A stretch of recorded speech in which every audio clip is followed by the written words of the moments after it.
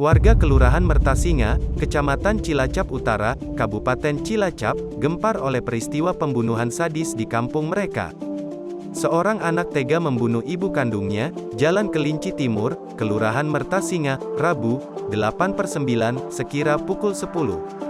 Korban, Wasito, 43, tewas mengenaskan dengan luka bacokan senjata tajam di lokasi kejadian. Korban yang merupakan warga desa Duku Tengah, Kecamatan Bojong, Kabupaten Tegal, tinggal di rumah kontrakan di Mertasinga bersama anak-anaknya. Pelaku pembunuhan, RS, 23, tak lain anak kandung korban. Saat ini pelaku telah ditahan oleh Polres Cilacap. Kasat Reskrim Polres Cilacap, AKP Rifet Konstantin Baba, dalam pesan singkatnya membenarkan kejadian tersebut. Seorang ibu dan dibunuh oleh anaknya. Satu tersangka sudah diamankan dan saat ini dalam penanganan Satreskrim Polres Cilacap bekerja sama dengan unit Reskrim Polsek Cilacap Utara, ungkapnya. Pelaku dikenal sebagai penjual bubur di daerah tersebut. Dia tinggal di rumah kontrakan bersama Adil dan ibunya.